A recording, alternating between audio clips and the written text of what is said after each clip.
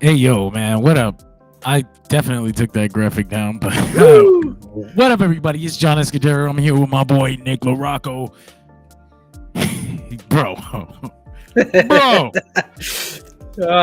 Who enjoys watching wrestling with the live leak watermark in the corner? Were we okay to watch that? Like, should we have used a VPN to protect yourself? That was wild. This is the type of show where you need to go to comicbookclick.com and scroll to the very bottom of the page and use NordVPN. What up, Donnie? Hey. Another solid AEW pay-per-view. Absolutely. But as Nick was saying, NordVPN to watch some sick, nasty stuff the way we just did on that AEW show. What was this, a live leak show, or was this like best gore? What was this? It was wild because it wasn't just the main event. Everybody seemed to hate each other tonight. It was like everybody, multiple acts of attempted murder. In every match, pretty much. Overall, I thought this was a great show. I thought almost everything landed exactly the way it should have, and some surprises that caught us off guard story-wise landed exactly the way they should have. But as always, we'll start with the main event. Swerve Strickland, Hangman Page, that cage match, lights out. I feel like in this instance, we need to have a way to like turn the lights off for the stream and then turn them back on. How's it going, Nick? How's it going, Mac? Nick says, how's it feel watching a man contract? I definitely said he's giving him an STD or something with that needle. Oh my god. I like the idea that he just like found that like outside in the streets of Chicago. That's what he was implying. I think that's what they implied. What did Excalibur call it? He called it a hypodermic needle. Hypodermic needle. He should have said, going full, like, he should have said like heroin needle. No. Oh no. Oh my gosh, Hangman wanted to make sure Swerve gets addiction after. To recap the match, which Hangman actually comes out with the barbed wire already. So I was like, oh boy, like there's not going to be any rest period. They're just going to get right into it. And they did. They tried to decapitate each other with the cage immediately. They tried to murder each other immediately. Let's get that image up there. Look at this. That coolest shit I've ever seen. Really reminiscent, I think, of when Seth Rollins almost got skewered by the cage. No, Nick, we're not gonna forget about that. We're gonna talk about it right now. Essentially, they try to kill each other with a cage. Nana pushes them both in the ring because they both weren't gonna give. They were both just gonna die.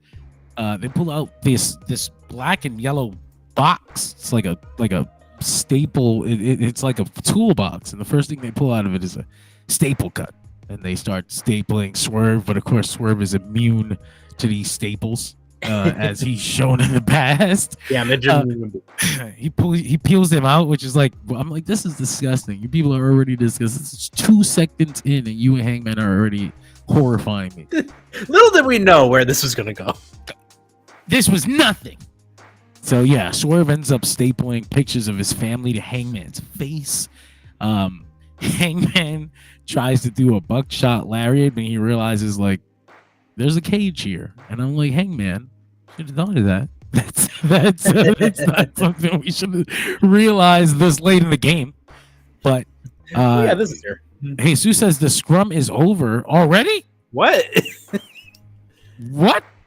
Was there a situation? I know there were rumors. People were claiming that there was a security guard that ran to the back and it made everybody say that things went wrong. But I thought that was a joke because it came from an outlet called Pro Wrestling Outsider, which is like a joke, like a parody of Pro Wrestling Insider. So it's like, whatever.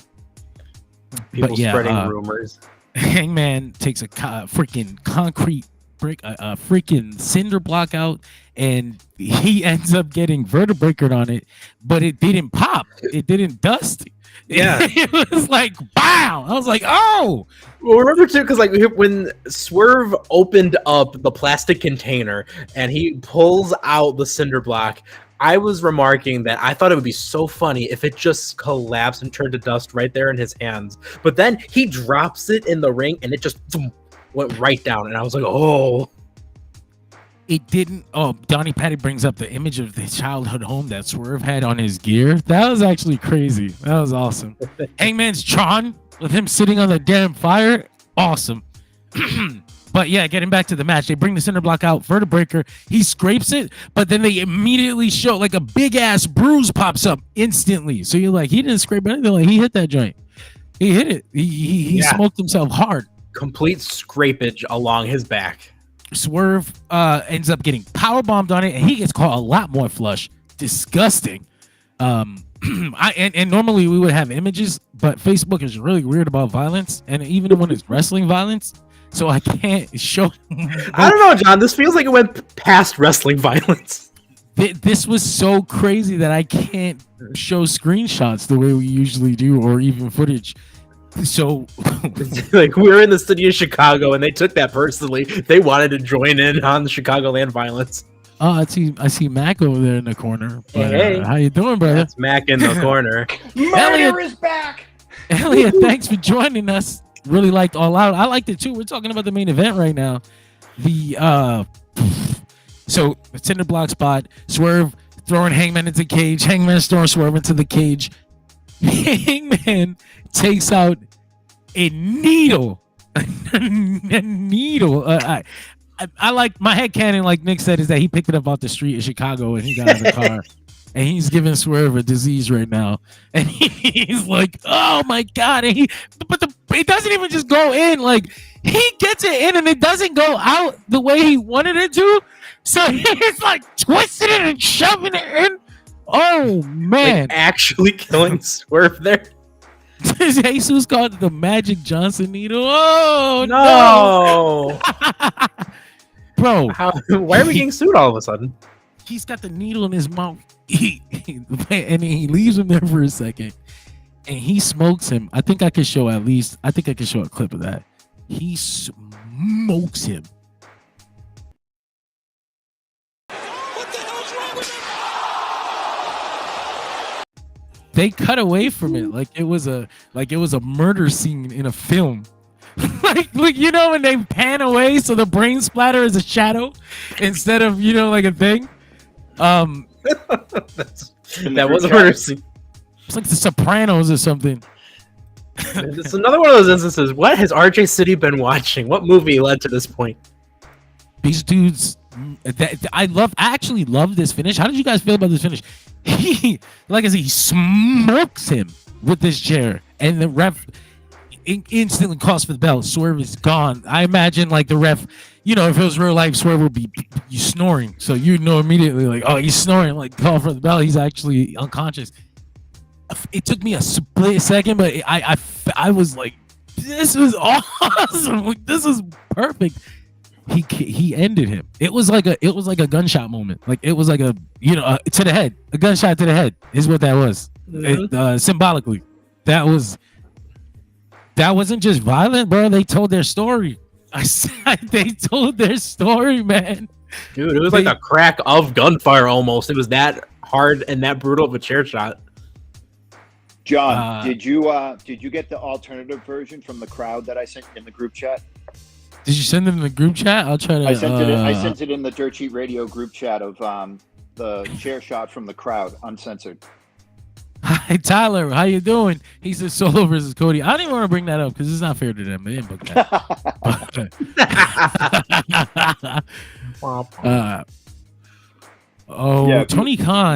Tony Khan wrapped up the scrum early. He said tonight has taken a lot out of the people backstage and the wrestlers.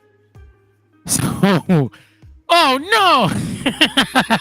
Oh no! Oh, what happened? But yeah, that's gonna be something to talk about tomorrow. David, what's up? Hey. Nancy says a buckshot chair shot. I think it was more like a gunshot, but that's just like gunshot lariat. No. First of all, what did you guys out there think of this main event match? What did you two think of this main event match? And not just that, what happens with Hangman after this? Because if you notice, he looked very regretful. He was like, what have I become? But also, he took a moment and then he let himself like I fucking did it. I killed him. Drago. Bro, I felt that. I felt this. Did anybody get the thought that the piece of wood that he pulled out was a piece of the burning wood forgot the steak. from Swerve's house? That's right. That's right. He pulled out a burned piece of wood from Swerve's house. That's why Swerve grabbed it and he started crying. He actually was crying. They were like, "Is he crying?" It's like, oh my god! I'm telling you, they told an incredible story, dude. When he held that up in the air, I went into the other room and I looked over, and for a second, I'm like, "Is that a freaking taser?" Because the way it was shaped. Jesus got something for me. Rob, what's up? He said, "Man, that show ruled. That show did rule." Yeah, all the way through. David said he's gonna be at Collision tonight. Post-show scrum was nothing but Lexi, RJ, and Matt Menard taking up time. I hope that it was. I hope that it's kayfabe because the show, the actual stories on the show had the kind of energy where Moxley tried to kill Bryan Danielson and AEW posted the tweet like, "We don't condone this violence." Like the attack that happened to Bryan Danielson is, we won't even show the video of it. So I want to imagine that that's why the scrum was like this, because they're working and they're like, everybody is too razzled. We can't do that. So somebody put a comment to my IG and they were like, "You can't convince me that Swerve and Hangman don't really hate each other in their life." And I'm like, kayfabe is back, baby. Yes, let's go.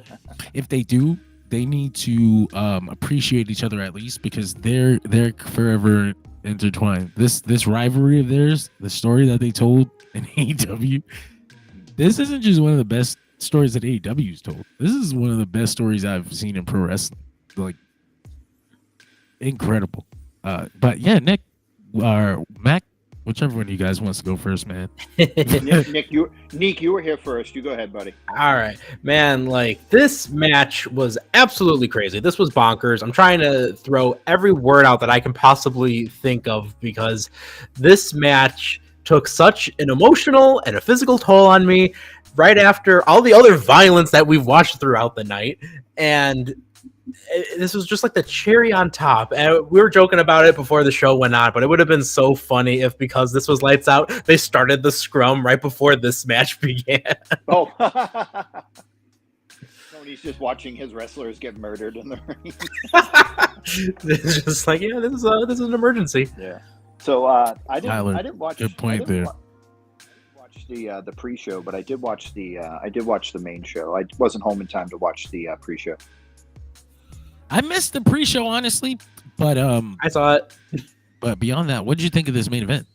I mean, it was fantastic. Like, it started out really slow. Like, oh man, we're like 10 minutes in. They really haven't done anything yet. I mean, I know they did this. I know they did the stapler spot and stapling Swerve's family photo to Hangman and a nice little callback, but it really ramped up after like 10 minutes when they pulled out the cinder block and then they did the Swerve stomp through the table, the power bomb off the top rope.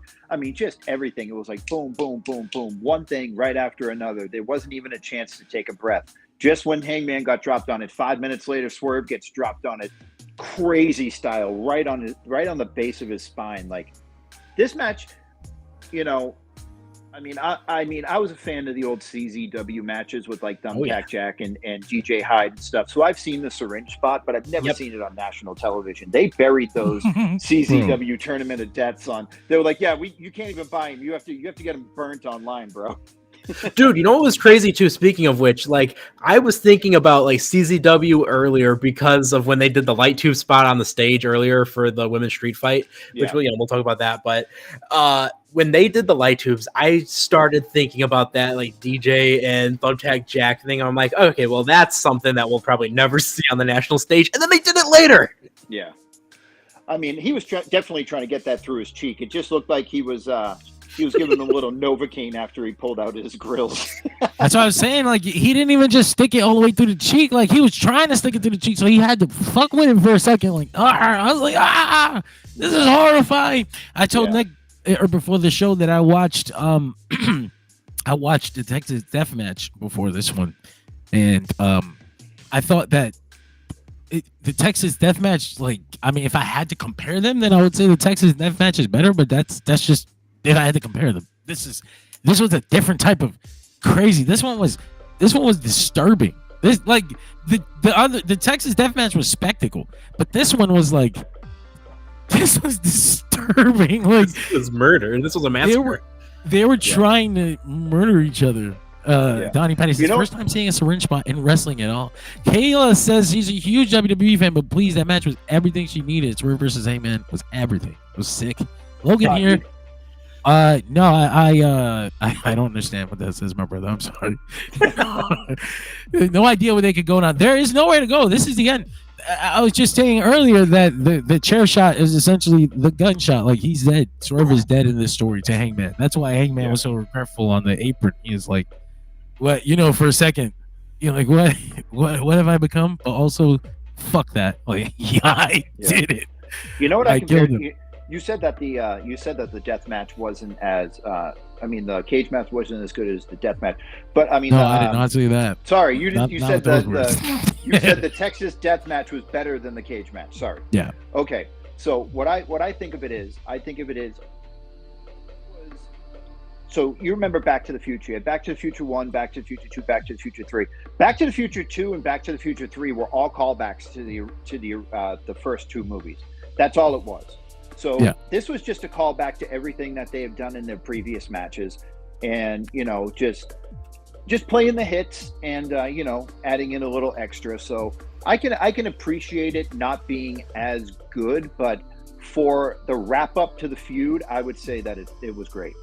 For the wrap up too, I wanted to throw out there that, like, that moment at the very, very end when Hangman falls to his knees and he is just yelling, and it is the most primal roar that he can let out. Like, that felt purely cinematic in the sense that, like, all of this rage, all of this anger, all of this ruthless aggression that he has built up against Swerve has just now escaped and released. And I wouldn't be surprised if right after this, the burning background on his Contron is completely different, and it's a whole different, like, horizonscape, and he's not that. Yeah, he's much. I don't know if he's truly happy after killing someone, but he's in a better place than he was previously. Bro, imagine if he goes back to the original Hangman. Yeah, no. He shaves. I would kind of be okay with that. Like, if he shows up on Dynamite, like, he is free. Like, he is free of his demons. Like, Hangman is back. Great. And everyone in the locker room is looking at him like, this is scarier. This is scarier now. Like, he hangs out with the Dark Order again. I guess it's even worse. That Tron on Dynamite, and it's just gonna go dun, dun, dun, dun, dun, dun. Yeah, get that. The Tron is now just him on a horse, and he's got like a bucket of water, and he's like pouring it all over as he rides past. He's excited. This is great though. I don't know where they go with both of them because David says moving forward, like I just said, he's not sure what they do with Hangman's or Swerve next. Neither are going after Danielson. Danielson's gonna drop the title to end his full-time career. I don't know if I agree with that, but as for Swerve and Hangman's future, I'm not sure. But right now, they're coming out of this show, two of the biggest fucking things on the roster, and they're gonna need two big storylines for them. What are you watching? The hell? I'm watching the Oregon State game. The guy just ran it back for a touchdown, but he dropped the ball right before he went over the line, and they ruled it Chinese safety. I love Oregon. Sports ball. What the fuck that stuff means? Tyler says, "Look, I'm not trolling. I'm just hating on Tony Khan." I gotta turn this off. No. Sorry, I can't watch this right now. He said, "I just want to give my flowers to Tony Khan because pro wrestling is business." Yeah, man. Tony Khan should go to jail for what he allowed those men to do tonight. Not just them, but through the whole show. He allowed arson and double murder within like 5 days. No, two attempted murders on the same show. Yeah. No, guys, 3. Oh fuck! You're right. Chris and Willow tried to kill each other multiple times. No, 4 then. MJF and Garcia. Damn, I everybody was trying to die, and then Mercedes and Shida were actually shooting on each other. What? Katana to the head. That katana knocked her loopy, dude. Holy shit, Bro, this is AEW All Out 2024 subtitle. We actually hate each other. This is the kind of energy. It's the kind of energy I want to see. AEW the Bruno All show. Out. Very excited for AEW Dynamite. All Out with the tag. Get fucked. Very, very excited for Dynamite later this week. Honestly, But yeah. I guess we'll see what's going on with the scrum and everything. I'm sure Sean Ross Sapp will have a report by tomorrow morning saying whether or not something is actually going on.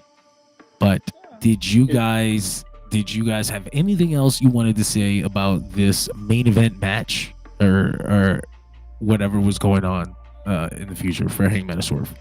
Was this it? Was this the thing that kills Jim Cornette? Did he have a heart attack watching this? Is this it? Was this the match? Did it do it? Another victim. David, there has not been any report on Kenny Omega's health beyond the fact that he's okay right now.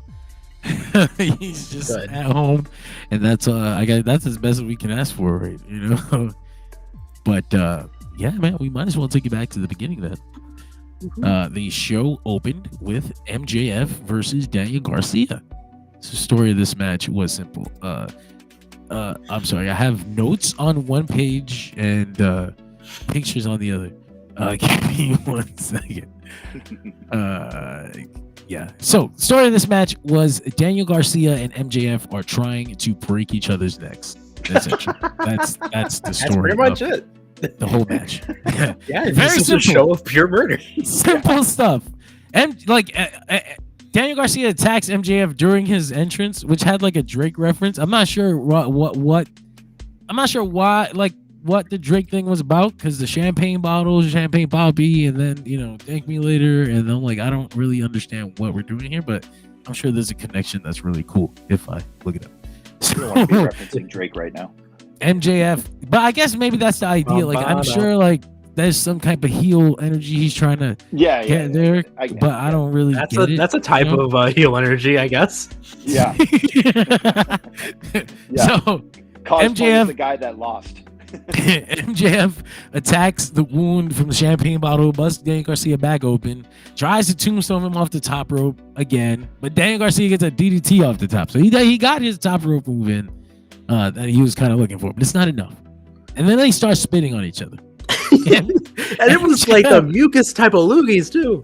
Fucking disgusting. Disturbing than the needle spot to me. Honestly. Because you know what happened? They were on the top rope. And Daniel Garcia was reversing something, and his fucking boogers came out onto MJF, and I think that made MJF spit on him like really hard, so that when it was Daniel Garcia's turn to do it, he did it back at the same. It was disgusting. When MJF took that pile driver off the top rope, and I saw the photo that was posted on Dirt Sheet Radio of the loogie on the side of Max's face. I gotta recap the match. Oh, sorry. Damn. No, he's spitting Garcia's face. This is the same thing that he did to Garcia on Dynamite. He baited him into coming and attack him. And he did the same thing again. So that gave MJF the upper hand. MJF actually puts Daniel Garcia in the walls of Jericho. It's a reference to both their time with Chris Jericho. And I was like, that's really cool.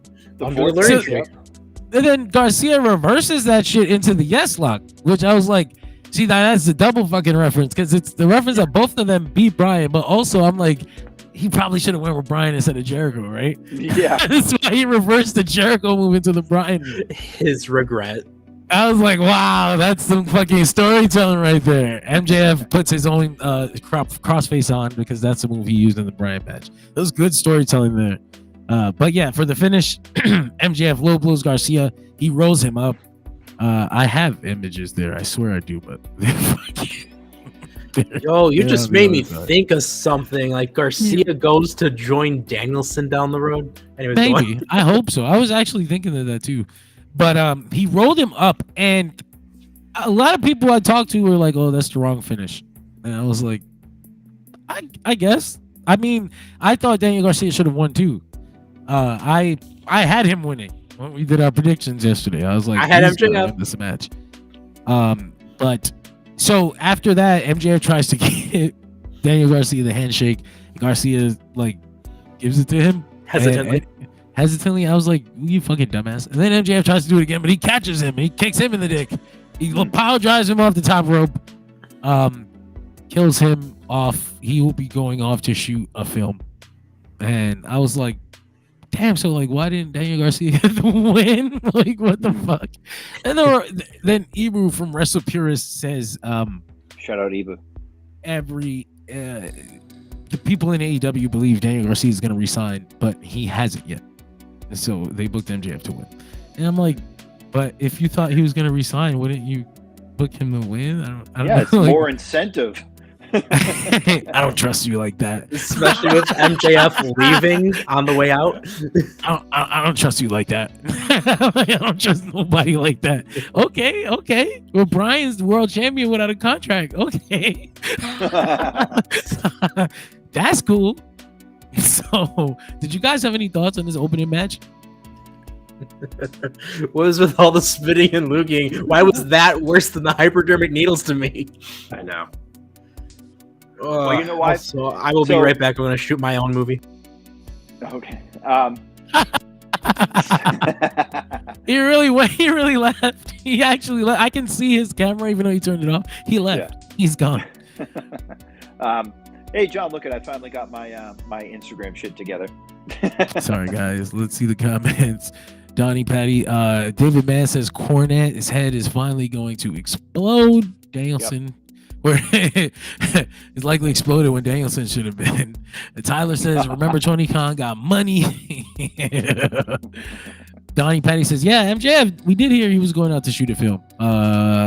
Nick, this AEW Brawl Out.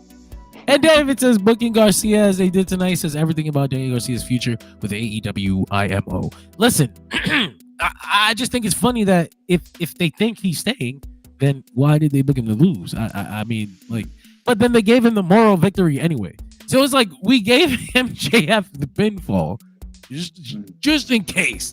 And then did everything else that we would have done if Daniel Garcia had won anyway. So, you know, a balance, I guess.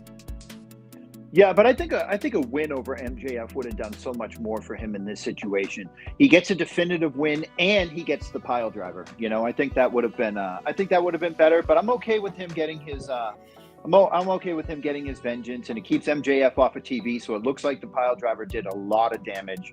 And then when MJF comes back, I'm sure they'll run it back in some sort of like stipulation match, maybe. So there's a lot to look forward to. I really think that he needed that, though. I really think Daniel Garcia needed that. Did. But Nick, did you have any thoughts on this opening match before we move on? Yeah, not really much. I do really appreciate the references, and I could easily see the fact that Garcia was going to lose the second that he didn't let MJF's arm go down, when with AEW never being able to decide if they want to do it once or 3 times. Oh, yeah. That's true. Actually, it depends on the drama, right? Exactly. Yeah. And Garcia just not wanting to even take a chance and just nope.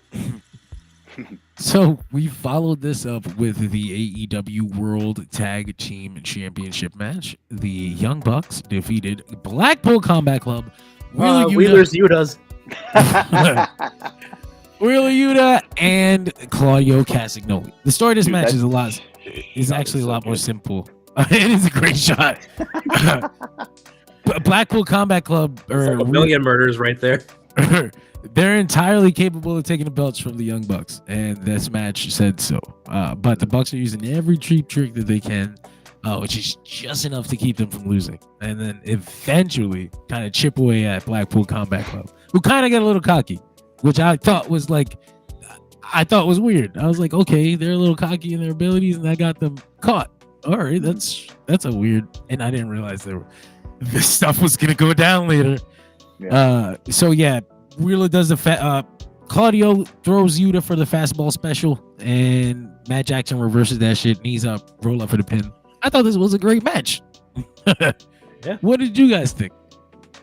I'm kind of sick of the trope where you like last night. The finish of the match was it Nick? Who was it? Was it Claudio getting the pin over? It was Claudio spinning Nicholas, and then Yuta getting the dropkick after, and Yuta getting another big match pin. Yeah, getting the pin, and then I immediately when he got the pin on Nick Jackson last night on Rampage, I went, yeah, they're not winning tomorrow because it's that typical you get pinned on WWE. Yep. You get pinned on Monday or you get pinned on Friday. You're winning on Sunday, so doubling down. Double down. When you double down, it is like it's uncomfortable for the wrestler who has to look at the lights twice in a row, unless you're doing something special. Which in that case, then you should do it twice, and then you can tell a story with it. But I understand the logic, essentially. Yeah, I get it. It Makes sense. The balancing act. Yeah, balance. It was a good tag match. I enjoyed it. I enjoy anytime Claudio's in the ring because the man has like 1% body fat on him, and he looks like an Adonis, and he should have all the titles. But I understand what they're doing now because of what happened later. But I always enjoy watching Claudio. I've watched Wheeler Yuta since 2017 at Beyond Wrestling, so I know a lot of people have a lot of mixed feelings on him, but to see a guy personally live in person at Beyond and Limitless go to national television and teaming with Claudio and Bryan and Moxley and legends like that is it's always pretty cool. So I'll always stand for Wheeler Yuta. So, Tyler, my answer to your question, if you use a VPN, how much will a pay-per-view cost for AEW? I pay $20 for my AEW pay-per-views because I set my VPN to Europe or London, and then I use Triller TV. I also pay $7 to get AEW Plus so that I can have commercial-free Dynamites and Collisions and Rampage and a library of them so I can watch them whenever I want. There's your plug, Tony Khan. $20 please. But yeah, man, so now we follow this up with what original this is probably like what I thought was the best wrestling match of the night. Regular wrestling, so to speak. Full on technical masterpiece. Yeah. Will Ospreay versus Pac. Woo-hoo. Oh God.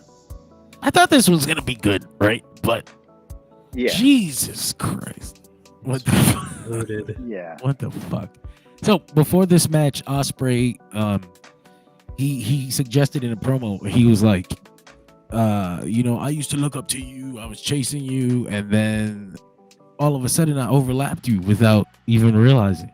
So he was suggesting that he was no longer he wasn't. Not only was he not Pac's equal, he had surpassed him. So they spent the first half of this match showing each other how equal they actually were. Yeah. They're reversing. They're doing the same mirror moves. They're countering counter after counter. Eventually, Pac starts attacking Ospreay's neck for the advantage. Yeah, repeatedly, dude, viciously, without remorse. He fucking German he German suplexed him on the apron. Then he lifted him back up. He poison Ron'd him on the apron. Then he brings him in the ring, and Ospreay does get to finally. I think he had hit another poison Rana at some point. There were many poison Ranas for Pac. He was trying to remember the era and the time period when you almost never saw poison ranas in all of professional wrestling because it's such a dangerous move that people can easily get hurt on or die from. Yeah, and then the guys like Pac and Ospreay who were coming up in PWG were like, "Get the fuck out of here! Watch that shit." Yeah. I think, Donnie Petty 3, says. 4, 5. Donnie Petty says Pac and Will tore it down. Can't wait for them to go again down the road. It's got to happen again down the road because even as great as this was, I felt like there was another level they could have went. So Ospreay does eventually get back in the game. He reverses one of the poison ranas. Hits the super Oz cutter. Hits the hidden blade. Pins Pac. Sends him packing. No pun. Fuck. Couldn't say it fast enough, John. I I think I said on the SmackDown podcast when we kind of reviewed like AEW Rampage and Collision the other night. Or last night, I said, yeah, he's definitely kicking out of the Black Arrow, but getting the knees up was even better because the transition out of the knees, getting the knees up was so much better because it was just like I said, like the action was it was just nonstop. The reverse Rana off the top rope, the backwards, the poison Rana, where he landed on his feet and then hit the hidden blade and just absolutely sent Pac to jail. That was fucking awesome, dude. I mean, Will Ospreay is, I know it's his catchphrase, but he's on another level from everybody right now. He's just putting on banger after banger. You're not going to get anything but quality when Will's in the match. So, and Pac is Pac. He's been Pac since 2007 when he looked like, olive oil wrestling in PWG. So, these two guys, they're like timeless to me. They're just forever. Like you put them in a match together or in a tag team match, it's just going to be magic, man. I was so fucking impressed by these guys. They're just masters of their craft, Oh yeah, Nick, what did you think? Oh my gosh, like this match was crazy. This was without a doubt probably my match of the night, but it was one of those things where the crowd would be chanting "Fight Forever." And I would think that, okay, these guys could absolutely fight forever, and then just the match didn't even start yet. And the crowd just gave them a standing ovation. And the amount of times that they gave these guys a standing ovation. And without a doubt, I saw Dave Meltzer on Twitter even said, good luck to whoever has to follow these two. And yeah, this was just such a crazy match. This was awesome. Every single thing about it, I would not change anything. I love it, and it does open the door for much more, especially with events that happened later on. Oh yeah. So the fight for but the Fight Forever chant now, it was totally ruined for me the other day because I saw a match between Sidney Akeem and Mustafa Ali, who was actually visiting AEW tonight, where the crowd was chanting "Fight Forever," and Mustafa Ali goes, "No, shut the fuck up." That's Mustafa Ali, who used to be a Chicago cop. That's right. I forgot about that. That was part of the gimmick for a little bit, right? But then they had him like walk past someone who's getting mugged. Like, I'm not a cop no more. That's why he didn't come out to stop any of tonight's murders. He said it was a campaign stop. That was the real reason security ran to the back, because they had to hold Mustafa Ali back from saving the day every time. So, following that, we had the Chicago Street Fight. Chris Statlander defeating Willow Nightingale. Man, they went out there and they did not go to play. There were no games being played here. They told the story across, I guess, would you say a year now? Yeah, almost at least. Yeah. And it's funny because it all started with a really shitty match. Like a really bad match. And they wanted so badly to erase that. They were able to do that. They tag teamed together. They had street fights together. They created a name for themselves. And then they did the thing where Stokely broke them up. They had several matches leading up to now. So there's hatred built already. And when they get into this, there's no time for games. It's war immediately. Stokely and Chris jump Willow for a little bit. Willow takes out Stokely. They pull out thumbtacks. They she fucking Chris Statlander power bombs Willow through the announce table. They go up on the stage. They fucking crash off the side through a table. There were light tubes. Statlander back body drop Willow, and Willow misses the garbage can she was supposed to land on and goes right onto the stage. Shit, I missed the garbage can spot. I only saw the light tubes. Yeah, she went splat. Light tube Willow pulled that shit out. It looked like she yanked it off the side of fucking yanked it on the tunnel. But yeah, she busted Chris over that way. Then they go over this side of the table.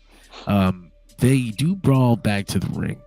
There's a moment where they're hugging each other, and fucking Willow Nightingale, because it's a hug, she gets caught up, and Chris Statlander takes advantage of it.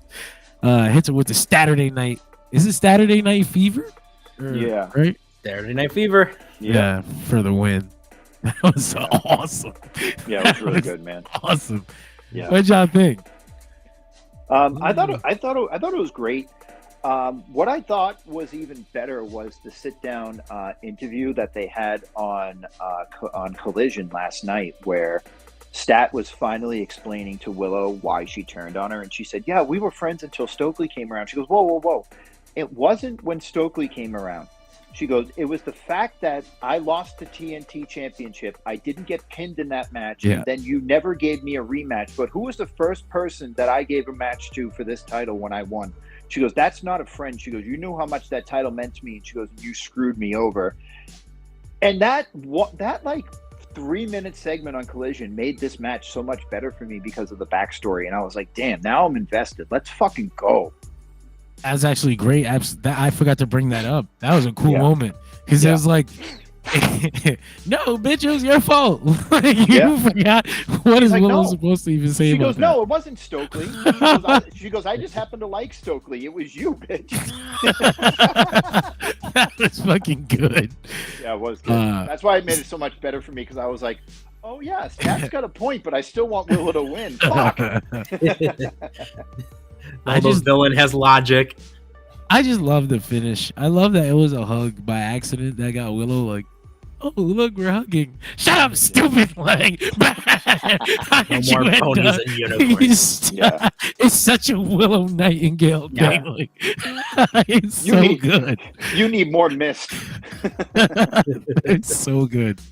Oh man, but yeah, this was one of those matches where I was personally so worried for them because, again, I think back to that first one that it felt like they had zero chemistry together, and just looking at the difference between that match and this match was crazy. And then on top of that, again, they did a great job of following the amazing technical masterpiece that was Ospreay and Pac. And I thought, looking at all of these things, because it's not going to be Danielson Perry, it's not going to be Hangman Swerve, it's going to follow that. Every match on this card, this was the one to put in that spot. This was the one match that could have easily followed that amazing Ospreay Pac bout. They stepped the fuck up. Can we talk about Statlander just ruining her vagina on thumbtacks? Oh my God, that's right. The split spot. I think I have the. Painful. I think I have the clip. I think AEW is okay with that. They're very short clips, under 15 seconds. There's supposed to be a rule like that says that's okay, but I never like the legalities are fun. Yeah, but remember, too much violence. Actually, I thought I had it. No, I guess I don't. Nothing. One day, guys, we're a professional podcast. Hold on. Someday, not today. But split into the fucking thumbtacks, which is just insane. Like, no, what the fuck? How are you willing to do that? So I had to go and do something at work while I was watching this, and I couldn't take my phone with me, unfortunately. And I just got a text from a friend of mine going, "No!" Right in the stat tussy. What? Yeah. And I was like, "What?" And he sent me the clip through iMessage, and I was like, "Oh God!" Yeah. Hangman and Swerve getting ideas for their match. Oh, no. They so we had a backstage segment. Will Ospreay is in the camera. He's calling out Ricochet, but it's funny because he's calling him out to like climb the ladder. Like, he's not calling him out to fight him. He's calling him out to be a contender. Like, what are you even doing though? Like, you can't give me a title match. So you see too when Ricochet walks into frame and Ospreay's trying to shake his hand, and Ricochet's like, "No, you're talking shit about me." Yeah. On camera. Donnie Patty says Willow as women's champion at some point, hopefully. Yeah, absolutely. 100%. Dude, all Ospreay's been talking about for 2 years is getting fucking Ricochet over here, and then finally has a chance to get a match, and he's like, "Nah, dog, you got to beat a couple other people." You got to climb the ladder, bro. Like, what? Ricochet is like, "You, what are you talking shit about me? Like, get out of here. Leave me alone. I'm not even on the show right now." Also, can we take a moment to say, too, Willow looked amazing tonight? Oh, yeah. Yeah. Dude, Street also, Fight I try Willow's not to so I don't get in trouble. Street Fight Willow is always great, man. She always looks good. Yeah. This is the first time she's been pinned in a street fight. The street fight beast, Slade. True. Crazy. Yeah. So we follow that with the AEW Continental Championship Fatal 4-Way match. Kazuchika Put it in my Okada. veins. Kazuchika Okada defeats Orange Cassidy, Konosuke Takeshita, and Mark Briscoe. Did you notice on Briscoe's Contron, he had the conglomeration over it when it was him and his brother? Oh, I didn't see that. Oh, really? That's I cool. thought that was a So- nice touch. It's an actual cool thing shit. now. I kind of thought they were. I thought it was like a cute thing. I didn't realize they were like a real faction. Kind of reminds me Oh, of yeah. like, Chaos in New Japan. You know, like just we're the baby faces. We're here. Yeah. So this match gets off to the races immediately. Takeshita and Okada try to face off, but Orange Cassidy fucks that all up. We basically get everybody paired off for a little bit. The conglomeration teams up first, then they face off with each other. Okada and Takeshita finally face off. We get a sick ass fucking Ooh. a little taste, a tiny taste of what we're gonna get.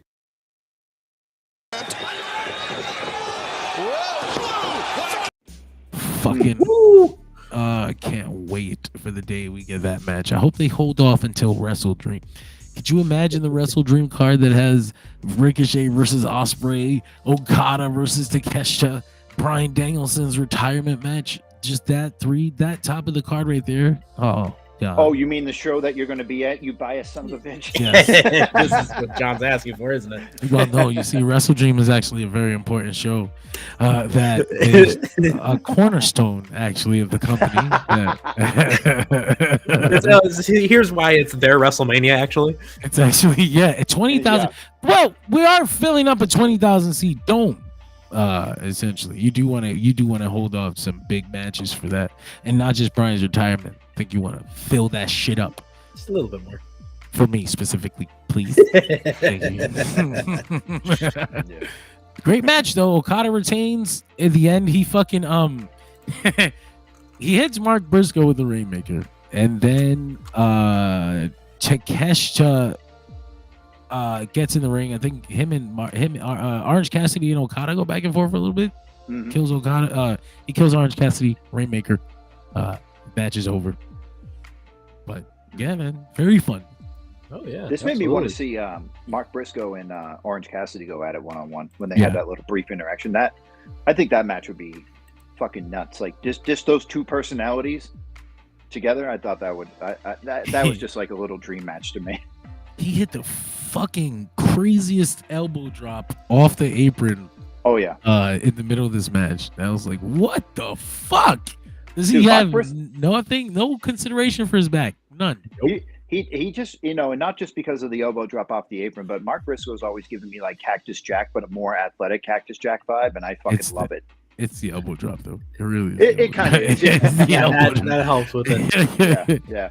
I was thinking too when Orange Cassidy was coming out, how the way he rolls into the ring was right over where Statlander poured all the thumbtacks. So I was wondering, like, did he just get like pricked by a bunch of tacks there, or He had to catch one. they couldn't have swept them all away. There had to have been one stray there somewhere. But That's what we the also denim is appreciate for. exactly. But we appreciate too Okada joining an elite person in Bounty Hunter Bryan Keith and catching orange punches. That's right. He did catch that shit. I think he slapped it away, didn't he? He punched it or something. Pretty Oh no, much. that was Brian Keefe yesterday. I was on Collision. He slapped the orange punch away. But good fatal 4-way. Very good. Shout out to Bryan Keith's new awesome theme song, by the way. Very good song. I think it was Did you written by Twitter dude Righteous Reg. Yeah. I like when he had the what was it, the Steel Tippin'. Steel Tippin', yeah. But did you guys see the video that Jericho dropped on the pre-show where he said that Orange Cassidy beat Bryan Keith, so he's not going to pay for the $7,000 jacket? He goes, but I'll be seeing you soon, Orange Cassidy. He was like, bye, Orange, bye. And I'm like, oh, no. They're putting Orange Cassidy back with Jericho. No, what the fuck? I know, right? He took his book back. I was like, how did we get back to this? He took it hostage, and he did also kill Big Tom. Rest in peace. His AEW run is now over. Tomohiro Ishii headed back to Japan. Yep.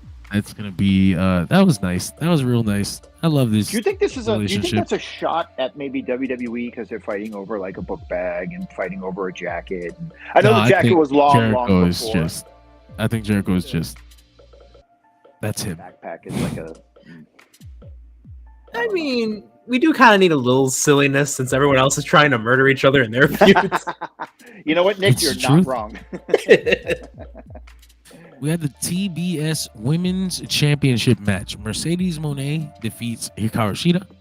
Mercedes came into this match with a chip on her shoulder because of the goddamn All-In performance. And you figure Hikaru Shida is the perfect person to be in the ring with if you're gonna do that. Ooh. But they were so. I actually really liked this until it got crazy in the end. But The end. I could tell in the very early on, they were hitting each other really hard. Stiff as fuck. Yeah. And I don't know when it started. I wish I could have seen who did it first. 'Cause I imagine it was an escalation thing. Somebody hit somebody too hard, and the other person hit hard back, and then that person retaliated, and then back and back and back and back, and it did escalate until the finish where Hikaru Shida hits 3 katanas. This is where it got weird. Like she hits 3 katanas, and on the third one, she knocked the shit out of Mercedes. Blasted her, and Mercedes tells her something. Machida goes for she drags her and then tries to pin her, and Mercedes kicks out immediately and rolls out the ring. Yeah. And I was like, she just took 3 of Hikaru Shida's like finishers. Like, why is she taking on one and moving? Yeah. But Yeah. she does. They go back in the ring, they take it home. But clearly there was a heavy miscommunication here, and I don't know if it was at the end or it was the whole match. Yeah. But because I like wrestling like this, I liked it until the finish where Mercedes disrespects Shida, and at that point I was like, I hope Shida kicks her in the head. And I love Mercedes, but I was like, kicking out at one and rolling out the ring, I don't know. I don't care how much you're hurt. Right, lay there. You know, like, as a matter of fact, if you're hurt, lay there. Like, why would you even move? Like, kick out at 2 and then tell her back off. Like, what do you even? Do you They remember do when, roll out. I feel like I was gonna say I remember while I was saying that they roll out and they grab the kendo stick and they argue over it for a second, like as part of the match. And I think maybe Mercedes just wanted to go home. Yeah. Like she just hurt, wanted to. Get I it don't want a over. concussion. I want to end this. Yeah. I don't like wrestling for real. She was like, "This is that Joshi shit, Mercedes." What the fuck? I This thought is you what was you in wanted. Stardom. I thought you was in Stardom. What happened? No, but yeah, it was wild. Actually, if you go back and you watch that, anybody go back and watch Mercedes versus Shida, they were walloping each other. I remember You know what watching that that reminded me of? katana shot, and I'm just like, well, Mercedes is going to be knocked out. You know what that reminded me of? Remember when Nia Jackson and Charlotte legitimately Yeah. fought in the ring for like 2 minutes and they were just shoving and just potatoing each other? And Nia Jax is just like, really? And then just like, oh, wow. Yeah. Yeah. But you know what? Mercedes and Shida had that match. They just beat each other throughout the whole thing. They did. Escalation of echoing receipts. That's great. Someone, This is very Ryan74 on Twitter said Mercedes after getting hit by 3 finishers in a row by Shida, and it's Hulk Hogan's Titantron. Nick, have Yes. you really fucking quick because I don't want to go off on a tangent. But you might know this story. Do you remember when? Do you ever hear the story of Hacksaw Jim Duggan and Andre the Giant fighting in Puerto Rico, and they fought 3 nights in a row, and Hacksaw stiffed him the first 2 nights, and he was like, "Boss, you got to stop stiffing me." And he's like, "Okay." And they went back and they did it the 3rd night, and he stiffed him again. So Andre did the splash at the end, and when he splashed him at the end, he shit his pants while sitting on Hacksaw. Oh wow, that's actually Sounds- not how I thought that story was gonna That go. sounds like something Andre would Yeah. absolutely do. Dude, he said, and then I remember Hacksaw telling that story and being like, "Yeah, I was hitting him hard, maybe a little bit too hard. I shouldn't have been doing that." I remember right too, because this is a guy overpowering a 300-pound Hacksaw Jim Duggan. Yeah. So, But when they were hitting each other, I was like, "Oh, she's gonna hit her back harder," and I was like, "Oh God, she did." Yeah. But Just kept yeah, going. we'll see what happens with Mercedes after that. I wonder Terrible what. match after terrible match, man. I don't think this is terrible. It wasn't terrible, but I'm saying yeah, I just it wonder. got fucked. Yeah, It was I rough, wonder literally. I wonder what happened. I really wonder what happened. There was a language barrier thing, but she doesn't have that problem with anybody else. So no. anyway, the final match we have to talk about tonight: the AEW World Championship. Bryan Danielson defeated Jack Perry. The goat versus the scapegoat. Yep. Good fucking match, man. Jack Perry comes out, great entrance, great heat. Crowd chanting CM Punk for a couple seconds, and it dies. And they're just booing Jack Perry. They hate Jack Perry. As they should. They started singing "Cry Me a River" with him though. At a certain point, they did. I think the CM Punk thing was the best thing that ever happened to Jack Perry. Of course. Honestly, yeah. If people try to argue against it, and I'm like, how could you? He goes from that Punk thing. He goes on an excursion to New Japan. Fucking creates a new character. All this all this is like planned. It's not like he had to throw it on his back and do it all on his own. Like, no, like Tony Khan sent him on an excursion. They come up with a character. He does a thing where he tears the contract up. I hate AEW. And all this spun right out of the bullshit that happened at All In. And look at him in the next year. It's the best thing that ever happened to CM Punk as well. So yeah, that's good that he got to go to WWE and be healthy and happy because he was a toxic bitch over here. fuck you, Phil. But I like Coke. Pepsi. You gotta be careful how you say that around here. I don't do that anymore. I am an adult. I hate Coke. I hate Coke - Tony Khan. I mean, hey, the Outrunners just won their match on Saturday, so hey, maybe it's making a comeback. We're bringing it back. Lovely day, Nunku. How you doing out there? Hey, This match was actually I fucking like this. People were talking shit like Jack Perry. Oh my god, it's Bryan's first defense, but this isn't fucking Kane. Okay, that's gotta be Kane. This is really good. He's not jumping off a forklift. John, I don't know. Maybe this I is was at that match. John. I think this is Kane because Jack Perry was lit on fire by a flamethrower by Darby Allin. Very true. Very true. Oh yeah, X-Pac lit him on fire. There was a casket involved. Yeah, there was. Yeah, there's gaskets, there's fire. I mean, maybe Jack Perry is Kane. No, great guy. Like I said, I'm happy for him. Listen, great match. I don't really have the story of the match because the fucking end caught me so off guard that I lost all my notes. Yeah, that's fair. From what I remember, Jack Perry was just outclassed. You know, he was trying, and eventually Bryan even laughs at him at one point, like, "Oh, look, he kicked out of this move. Like, I'm gonna kill him," and then he does stomp him to death. He finally got the crowd to chant, "I'm gonna kick his fucking head in," the way the Ring of Honor fans used to, because the AEW fans have not caught on to "you're gonna get your fucking head kicked in," and I hate that. I hate that. We chanted it. We chanted it his first match with Kenny Omega at Grand Slam, and I was very glad that we got that going, and it was a big chant. You can hear it on TV, but even putting it in the theme song never got it over the way I always wanted it to. So I hope that for these last matches, it's missing the ROH barricades, John. They had them at All In, man. Everybody was slamming them shits. Yeah. That was actually perfect too for the day Bryan wins the world title to have the damn barricades. 50,000. I like the. Don't get me caught in that moment again. It's finished. Where finished. Jack Perry went like this, and then Bryan hit the fucking Psycho knee. I did like. He that did. He did accept that. But yeah, Jack Perry was taking those Psycho knees like a champ, and he was just getting sent flying across the ring. Yeah, I'm thinking Jack Perry's just like Mark Briscoe and doesn't give a crap about his own body there. Nope. And there was that one part too where they hit into the referee. Ref gets knocked down because they're made of paper, and then. The Jackson 2 try to make their entryway there to help out their boy, but then that's where they take a long time to come out. But we get Claudio and Yuta for the first time in this match running down to chase off the Jackson 2.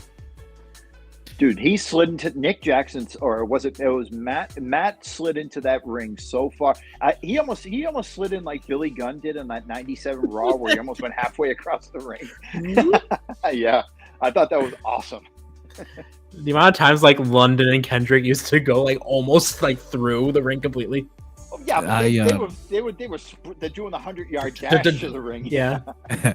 But just getting back to this match, it closes, like you said, Bryan Danielson beats Jack Perry, and then Killswitch shows up. And we get, for the briefest moment, Jack Perry and Killswitch. And I was very nostalgic. I was like, oh, I didn't realize how much I actually missed this. And both in their advanced, evolved evil forms too. Right? Yeah. I was like, fuck, just put him on your shoulders, bro. If you put him on your shoulders right now, I'll act like none of that shit ever happened. Everything will be okay. Right now. Oh boy, and his dinosaur. Oh.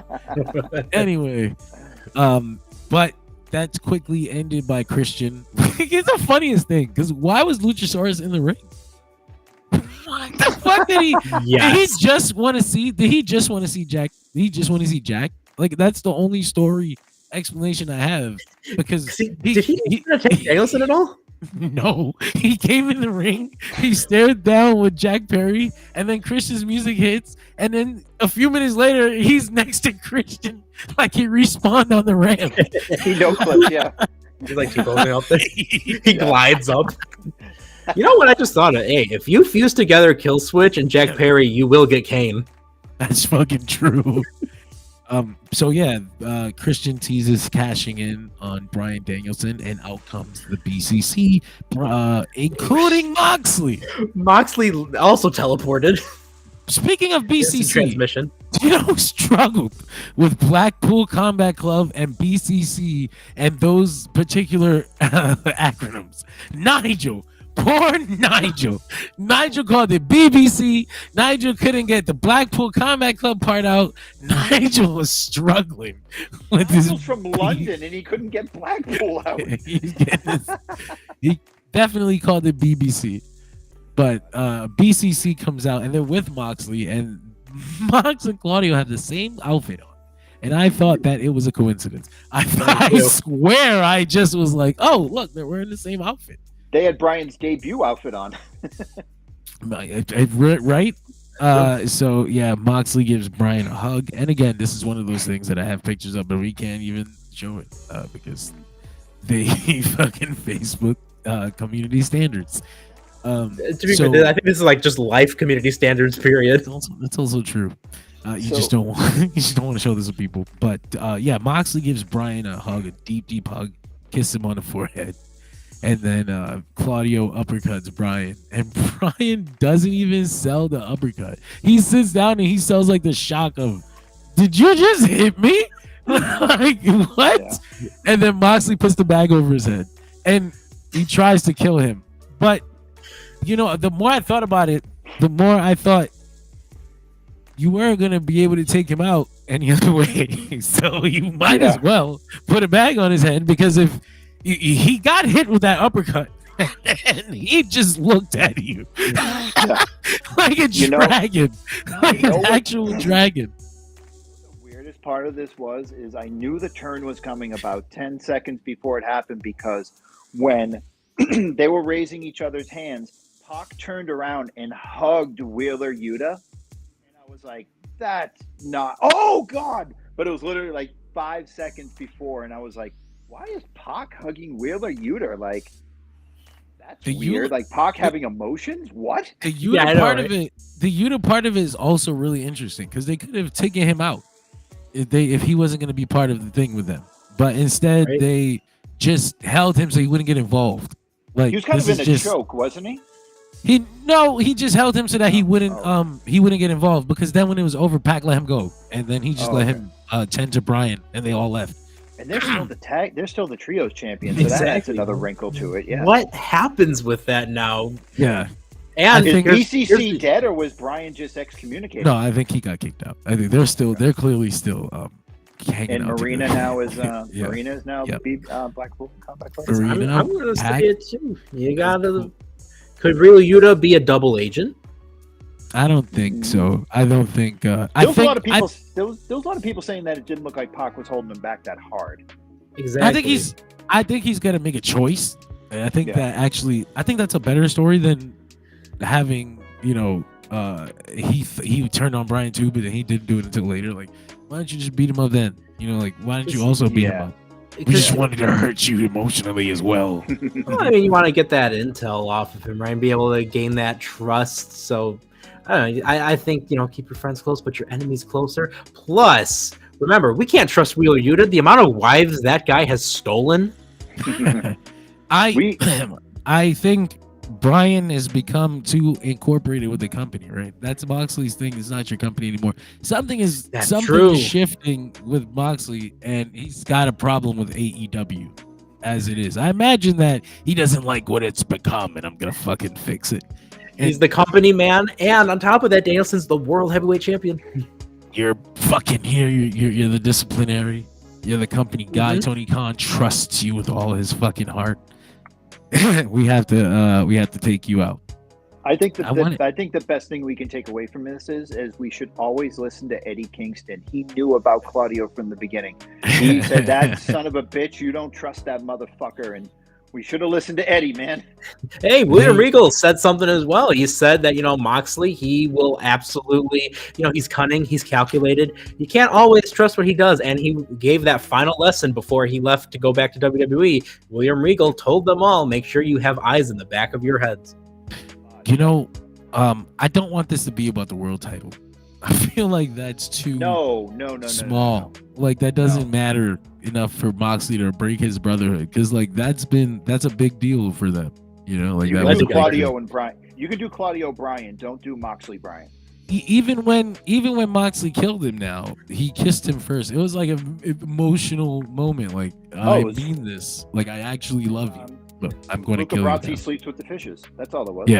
Yeah. I remember their wives were friends. Brie was just on Renee's show at All In the same day. Yeah, but Renee sells it so good. You know, Renee, like, what are you doing? You know, like, why are you doing this? Which was another thing too, was Renee wasn't on the scrum, at least at the very beginning. I don't know if she came on later. Oh, that's good. That's real good. That's good. Moxley should be in jail. I feel like there should be an update. There should be an update from AEW tomorrow with like multiple mugshots. Like Moxley, fucking Hangman's in there, Sheeta, and Mercedes. Garcia, MJF. Yeah. MJF in the hospital bed, handcuffed. Daniel Garcia on trial. I need follow-up charges filed after this event. Honestly, by Wednesday, it's going to be really good. It's so many good things to follow up. I'm on vacation. I can watch every wrestle this week. I can't believe it. Let's go. Mac Week. It's WWE Week on USA. It's Mac Week on Dirt Sheet Radio.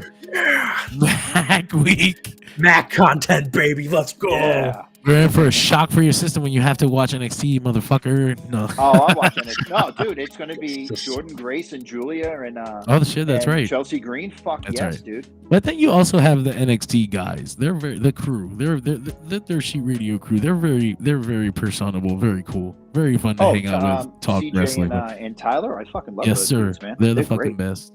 Yeah. Hey, shout out to Tyler and CJ. This pay-per-view was, like Sheamus says, you know, banger after banger after banger. It was great. Like I said, I liked Mercedes versus Sheeta until Sheeta actually knocked them. Mercedes out, and then she no-sold the finish, and I was like, that sucks. That really sucks. But beyond that, this was the best. This was like it was on par with a little less, not as iconic as All Out 2021, but as when it comes to All Outs, this was a great fucking event. Yeah, awesome. This was great. Yeah, I loved this show. I gave it an 8.5 out of 10. I loved it. Absolutely, I can agree with that. I can definitely agree with that. You see, look at the final image on that. Look at I want to show you guys how AEW went off the air today. This is incredible. This is what I want followed up on more than anything. Here. Upload, you dummy. There it is. I was just like, yeah, no. Bow. There we go. That's our final image of the night. I told you AEW. he's gonna come out to his regular Hangman theme. And he's gonna be. It was like a demon possessed him. Now he has the murder demon out of him. Deranged. Which is Actually absolutely terrifying. Oh no. No, oh, Oh, can you imagine? Everyone's like, "Oh, this is Shane McMahon's group." No, this is Justin Roberts' group. Why were people saying that? Like, that's a horrible I thing. love the idea Justin Roberts walks in and is like, "Remember 2010, Danielson?" Anyway, Did you see the photo from JJ Williams that I put in the chat of that image? But it's like a high definition shot in the chat. of Bryan, I think I saved No, it for no, not of myself. Bryan, of Hangman. Oh yeah, I posted it when we were talking about the main event. Oh, just yeah, a little there it bit is. before you got in here. That's from JJ Williams on Twitter. Follow him. He's the fucking best. great. He's the best. He's got great pictures. Look at the Bryan one he has. This is fucking awesome. I love Yeah, this that's shit. such a great photo. Shout out JJ That's Williams. my champion right there. Goddamn boy, that's my guy. Look at that gear. Look at the gold. Look at the gold scales. Come on, bro. Look at Dude, that. if he shaved that beard and he shaved his head, he would look exactly like he stepped out of 2006 Ring of Honor. He's like, got to honestly. put the cape on, put the eye Yep. patch. He's got the cape. Yep. Yep. Isn't Cape it eye crazy? patch and grow the We're- beard out a little bit. Yep. We're in 2024. It's September the 8th, 2024 over here, at least in Illinois. And let me tell you guys, Bryan Danielson is the world champion for a company, and he came out to the final freaking countdown. This is crazy. It's beautiful. It's such a good thing. I agree. I really don't take it for granted. I always think about how this shouldn't be, but we have it anyway. I got to be at his first AEW match. I'm gonna be at the last one. This is fucking awesome. This is my Dude, guy. You guys, could, on Etsy, I got a 10-disc special edition Bryan Danielson thing that was put together by a guy that I know that puts together great match like compilations. So he put together IWA, ROH, and like PWG matches. He added a final disc that had all of Bryan's dark matches from WWE in 2003, including against John Cena and Jamie Noble and a couple of other people. And I don't remember his name, but next time I'm on stream, I'm going to give him a shout out because that is like the comprehensive like Bryan disc that he sent me. That's perfect. That's awesome. Yeah. But shit, man, that's AEW All Out. Those are the results. Those are our thoughts, and we can get into what we like to call our little. Whoa. How do you do that? Can I do that? Can I do that? Yeah. Hey, I want one. what the fuck? I want one. How did you do that? That's crazy. What? What the fuck, Mac? Get out of here. What are you, a wizard? Witch. Let me try You're again. a Hold on. witch. Don't they burn you in like Massachusetts? Isn't that your thing? In Salem, yeah. This is bullshit that you're able to do that. That this isn't part of the fucking show. He's doing that in real life. You fucking witch. Look at that. Get out of here. I'm a sorcerer. Anyway, Level jobber of the 20 night, wizard. man. Who did you guys think was a job? What What the is fuck? What is that? Bro, you're on the iPad, right? You're like, you've got buttons, bro. What is that? Oh, look at hands and feet. Ready? Hands and feet. What? What? Why is that a thing? What is that? What is that? Why is that a thing? Where's I want what? that. I want that. That's crazy. Anyway, that's crazy. I got my feet right on the ground, man. I got my feet on the ground. Actual fucking wizard. I'm upset. I'm ending the stream right now. Comic book click. Turn on the Dershi Radio. There's always something on. God damn Yeah. it, there is. God damn it, there is. But you know what else you should check? Comic book click. Because there's always something to listen to. Over 300 episodes of major issues, bro, covering all types of comic book media, movies, books. I told you, give us a fucking poster, give us a set of plates with a goddamn superhero on it, and we'll put together a 3-hour podcast about that shit. Comic book click, man. Check us out. But yeah, man, who did you? It's gonna be hard to think of a jobber of the night on a show like this one, Right? Macklin. I'll let you go first. My favorite hater. Oh damn. I don't even know, man. Like everybody, even in losing, got like shine. It's really hard to pick, man. Fuck. I don't know. Nick, you go first. Let me think about it. Oh, yeah, like you said, this is a real tough call. I'm gonna have to go with though Wheeler Yuta. Just the way he was being held back. They didn't even think he was worthy enough to get attacked like Danielson. They just held him back, and that was it. Yeah. You know what? I actually do have a jobber of the night. You know Oh, what my it's jobber of Yuta's. the night is? Oh. The jobber of the night is the fucking referee in the steel cage. When he went to go pick up the chair, and I don't think it was Bryce. It was Paul Turner, No, and he didn't have a logo. And I love Paul Turner because he's a Ring of Honor. He's a Ring of Honor guy. He used to wrestle. I love him, but like he just couldn't get out of the fucking way in that match. And he was picking up the chair, and he didn't bend over. He didn't bend over enough to do the buckshot lariat, and Swerve fell. And that's right. I forgot that happened. Yeah, I hated him in that match, dude. He sucked. Who was the ref for MJF and Garcia? Fuck, I think that might have been Bryce. I think Bryce does all the MJF matches. Because I was so mad. I was getting heated there because they both fell at one point, and Garcia had his leg over MJF, and I stood up from my chair and I was like, count! Because he's not counting the people right there. Dude, I've had those moments where like the lights have gone out on the 2 count, and the referee looks up because the guy's coming out. I'm like, no, keep counting, asshole. It might have been the Garcia MJF match where Bryce broke the pin up. Yeah, he was the one that pushed it, right? Yeah, he broke the pin up for him because I think it was too deep. And he gets up, and he pushes him. It's completely exposed on camera. Before where Corrupt he referee. where he like fell into a pin one time, like on the Dynamite or something. Bryce is just Nick Patrick. The Bryce is right. The Bryce is right. So my jobber of the night is gonna be Sheeta because Mercedes disrespected the finishers like that. Who does she think she is? No, I would have whipped her ass. No. I'm gonna give you another black eye if I just gave you one. Trust me. No. You're gonna lay your ass down. But three finishers? No, there's no game. I just feel like when it comes to wrestling, I know that some people are like, no, it doesn't matter. It's just a show. I'm like, some things matter. I don't know. Fucking bad taste in my mouth. 3 finishers. You get up like that. It's crazy. But shit. Oh, you know what? Fucking Jesus sent me something and I never got to see it. That son of a bitch. We're gonna transition into the megastar of the night. Yeah, we can transition into the megastar of the night. I'll get this video for us. It was what Max sent. It was the fan footage of the uncensored chair shot that AEW smoked. Fucking Hangman smoked Swerve with. Jesus, yeah, smoking gun. Yeah, man. Megastar of the night is gonna be even harder on a night like this one. Right. Oh yeah. Fuck, bro. Yeah. I'll go because I went last.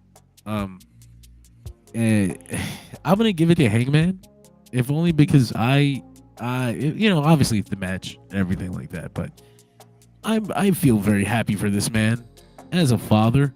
That's the love. That's the love right there that father has for their child. Yeah. Hangman's been right since the I beginning. don't need this humanity. You can have that. Hold on. I have vengeance. Yeah. I'm a vengeful person. Unfortunately, I also choose vengeance. It's not a healthy habit, but I lived vicariously through Hangman tonight as he vanquished his demon literally on television. God, such great storytelling. Mac, who's your guy? Yeah, I'm gonna go Hangman Page, man. Like, listen, this guy from the beginning has been right. Like, Swerve went to hell. Jesus Christ. Oh my goodness. Yeah.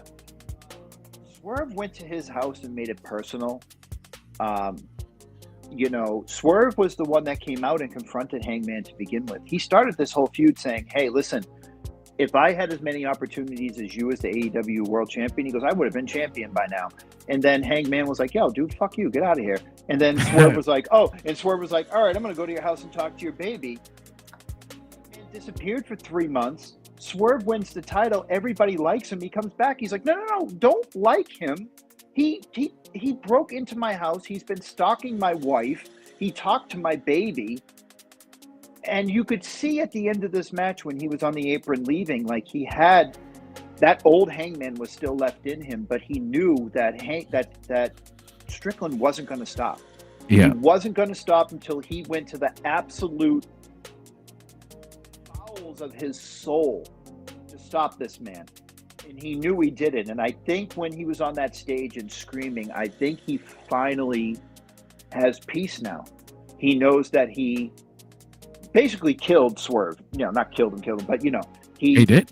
Yeah. That is the scream of a man who has been over the past year just so consumed with rage, and it's finally done. He knows it's done. And like I said, dude, if he just came out on Wednesday to the old Hangman theme with the dun, dun, dun, dun, and was shaved and back in the chaps and everything, I'd be like, oh, okay, yep, that's totally back. understandable. Yep, I'm back. Yep.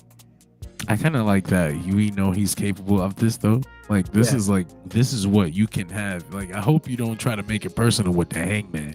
Like, no, because listen, remember, Hangman and Swerve are honestly such parallels, and Swerve has that psychopathic, sadistic side that you push him too far, you try to kill him with staples. Like, he just awakens something in him, and I feel like Hangman has that very thing right here. You know what I don't want them to do? I don't want them to come out on Dynamite and be like, "Oh, I respect you." It has to be unspoken. No. If they ever have a thing where Swerve for some reason saves Hangman from a beatdown, it has to be a long time from now. And I don't even want it said. It has to be find some narrative way to make it. Yeah, like find some narrative way to make it work. Not in some regular babyface bullshit. Like, this is special. That was real hatred. That was real. Like, you need to never fuck that up. I don't want them respecting each other. I killed him. And if somebody else does something where it's like, well, that's a real enemy, you're just a coward, like some shit like that. But listen, the trajectory of Hangman going from, I don't know if people in the chat know this, but back in 2017 he was just Adam Page with BJ Whitmer and ROH. The decade. And then, the decade. And then one night he turned on Alex Shelley and Chris Sabin and hung him with a noose over the rope at Ring of Honor and became the Hangman. And, he was still Hangman Page, and there was a lot of people saying, oh, he's cosplaying as a tough guy, blah, blah, blah, blah, blah.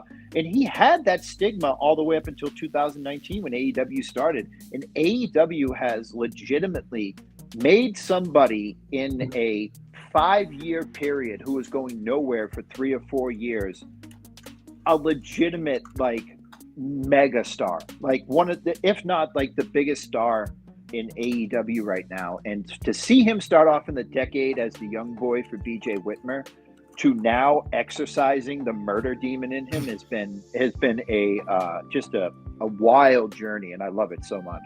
I love that it's legitimized the cowboy in him. Like, I never want to hear anybody question the cowboy. Oh, there's sparkles on the pants. Cowboys put rhinestones on their jeans. Shut the fuck up. Cowboy shit. No, Cowboys actually put rhinestones on their jeans. They were fabulous as fuck. When they gotta go out there for that fucking duel at noon, my shit's a shining. but Nick, who's your megastar of the night? I agree with you guys on Hangman, but I'm going to be going with someone that is a consistent megastar choice of mine, and that is Will frickin' Ospreay.